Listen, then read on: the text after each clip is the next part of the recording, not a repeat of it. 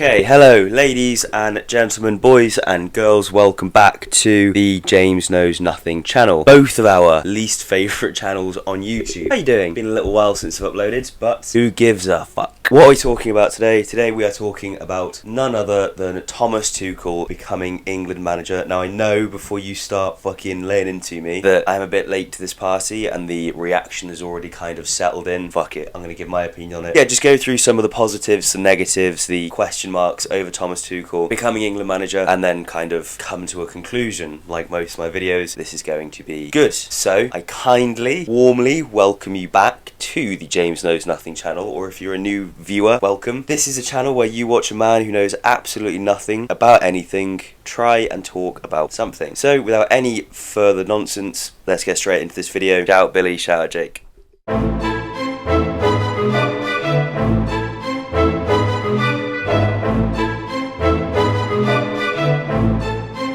First of all, we're just going to go over a couple of facts about Thomas Tuchel's appointment. So, the FA, their kind of description of the ideal candidate for their England manager was someone who had significant experience of English football with a strong track record, delivering results in the Premier League / leading international competitions. It's a fairly broad statement, but they want somebody who's got obviously experience in management and also delivers results. Gareth Southgate was not that guy. And again, I'm going to bring up Gareth Southgate a lot because that was obviously also the FA's appointment for the last England manager, who has now moved on. I think it's a good step the FA to be kind of more open, but also in this statement, significant experience of English football with a strong track record of delivering results either in the Premier League or international competitions. So they want someone who's got a track record of being successful. Thomas Tuchel has got that in abundance. He was, very successful at Borussia Dortmund. Then he obviously moved on to PSG, where again he got them to a Champions League final. He was manager of Neymar and Mbappe and managed to get them all playing really well together, which on paper may sound easy, but when you've got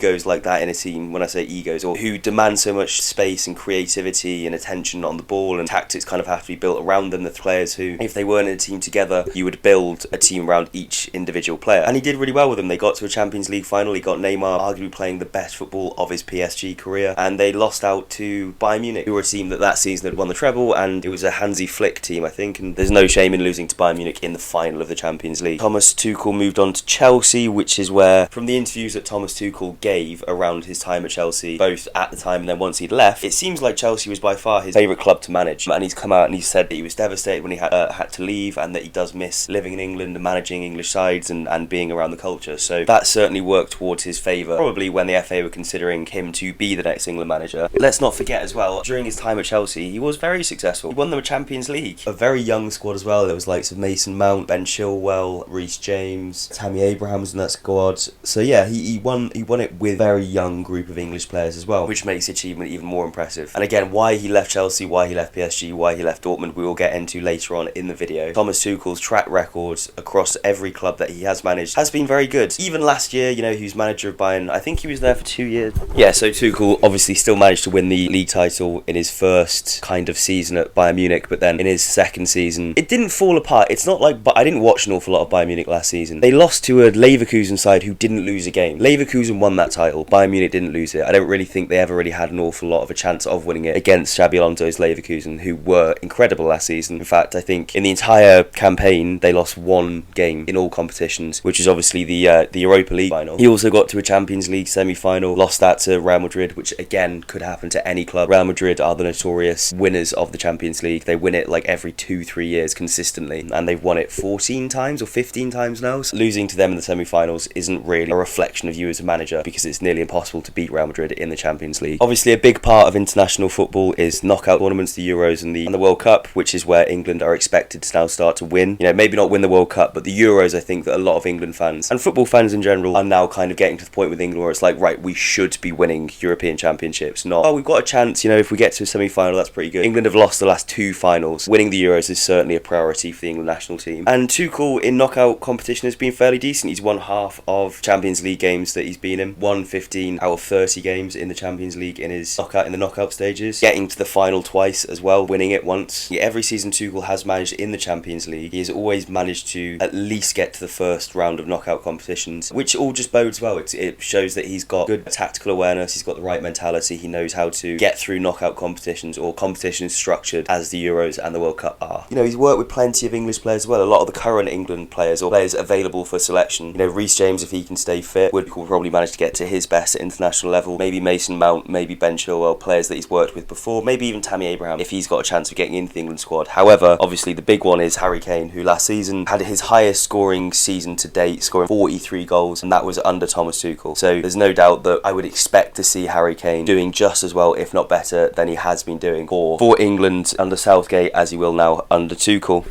And that's kind of, I think, big criticism of Harry Kane has always been that does he show up in the big moments? Does he show up in the finals? And maybe there's truth to it. Maybe he doesn't. Maybe he could be playing better, like, for example, against Italy or against Spain in the Euros finals. Obviously against Liverpool in the Champions League final. He's been in numerous cup finals as well for Spurs. I think a lot of fans have always agreed that Harry Kane is a world-class talent who is one of the best England players ever, one of the best players in the world. However, when it gets to that final push, sometimes Harry Kane can go missing, which hopefully is something that Thomas Tuchel can bring out of him, and we can see Harry Kane start to perform in the biggest moments and deliver on the biggest stages. There's so many positives to come with Thomas Tuchel, especially compared to Gareth Southgate, who I'm never going to sit here and say I hated Gareth Southgate as England manager. I didn't mind him, he was inoffensive. I think there was definitely a feeling that he was a bit too much of a nice guy. I think that worked in his favour, because I think that the issue with the England teams in years gone by, especially like the early 2000s, have like John Terry, Ashley Cole, Joe Cole all sat on one table, and then you'd have Rio Ferdinand, you'd have fucking Wayne Rooney, Paul Scholes sat on one table, then you'd have like Carragher, you'd have Steven Gerrard sat on another one, the Arsenal guys over there, and it's like there was never really a sense of camaraderie. It never felt like a team. It was always, we've got 6 different groups of players who were all every week in the Premier League trying to kill each other, then trying to work as a cohesive team in international tournaments, which was defined as England's golden era, which never worked out. So Southgate obviously had to come in and fix that, and he did a great job, and now I think there's a strong sense of friendship in the England squad. Everyone agrees with that. You see players like Declan Rice and Phil Foden being best mates in the England camp, and it's like you two should really want to kill each other because you're battling for Premier Leagues every week. But hey, that's a different conversation. My point is, Gareth Southgate brought that sense of friendship and unity to that England squad, and they all seem to genuinely not only love each other but love the manager, and that's, I think, where Gareth Southgate's strong point was. He was a great man manager. However, tactically, look, I'm not a fucking expert in football tactics, I'm not a tactician. I would bet my left bollock on the fact that Thomas Tuchel is a better tactician than Gareth Southgate. So hopefully Thomas Tuchel, with his tactical nous, is able to come in and bring a bit more tactical stability, a bit more of a system, a bit more of a style of play to give England a chance of beating, your Germanys, your Spains, your Italys, your Frances, those kinds of teams.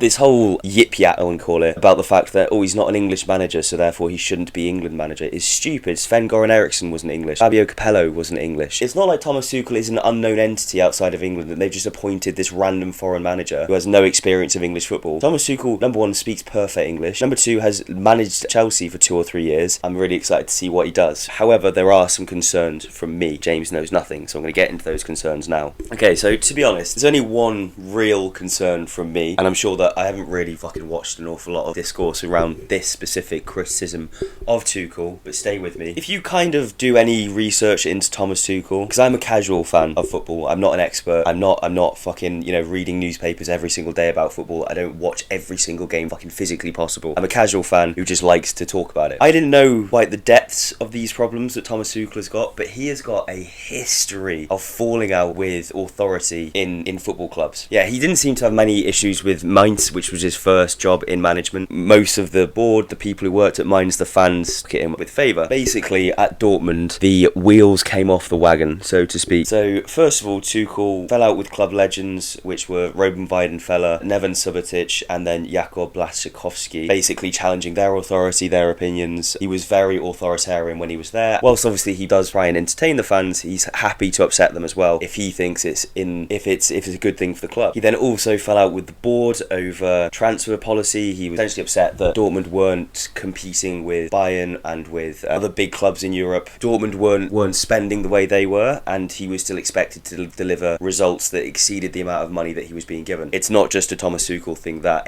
nearly every manager in football, in modern football, who manage these elite super clubs have this issue. Jurgen Klopp, there was murmurs that he had this issue at Liverpool. Tuchel is also a manager that likes to speak out against authority when he thinks it's right to do so. This situation, I probably do agree with it. Though I'm not sure if you guys can remember, but years and years ago, Dortmund's team bus was bombed on the way to their home ground to play Monaco in the Champions League. It was quite a big story at the time, and then UEFA, without consulting the players, Dortmund players, decided to reschedule that game for the next day. And Tuchel then publicly in a press conference called out UEFA, saying like, why wasn't I consulted? Why weren't my players consulted? Those are the ones who were affected on that team bus. Again, it's just another example of where Tuchel isn't afraid to speak out. At PSG, Tuchel had a public falling out with then sporting director Leonardo over the club's transfer dealings, criticising the amount of players who left the club on a Bosman transfer or free transfer. This outburst ultimately led to Tuchel's departure in 2020. Similarly, Tuchel departed Chelsea due to the disenchantment he felt towards the way the club was being run by new owner Todd Boehly compared to its previous owner Roman Abramovich, which again is maybe something that people forget, but Tuchel was appointed by Roman Abramovich and then ultimately left under Todd Boehly. And as I just said, Tuchel didn't like the way that Todd Boehly was running the club, and if you can remember back then when he first took over at Chelsea, that Todd Boehly was just buying anybody he wanted without consulting any of the managers, any of the coaching staff, without understanding that you don't buy players purely for commercial value. You also need to buy players that suit the manager's system so you can have success on the pitch. Again, is something that Tuchel didn't like Todd Boehly doing. All of these clubs where he has been very successful, Dortmund, Chelsea and PSG, he has every time fallen out or had some kind of issue with the people that run the club and the governing bodies of the competitions that they play in. So in that regard, he is a bit of a wild card for England, because the FA, they like to make decisions, they like to issue statements, they like to get involved. Rightly so, they are the Football Association of England, but it will be interesting to see how Thomas Tuchel navigates that. It will be interesting to see how he behaves as England manager, because again, you've got to remember that Thomas Tuchel not only will be working in coalition with the FA, but also realistically in coalition with all of the Premier League managers as well. It'll be Thomas Tuchel who decides which players get taken off onto international duty and therefore risking them getting injured. It will be his decision who goes, which may piss off your Pep Guardiolas, your Enzo Marescas, your Arne Slot's, your Eric Ten Hag's. He has to kind of navigate working with these guys who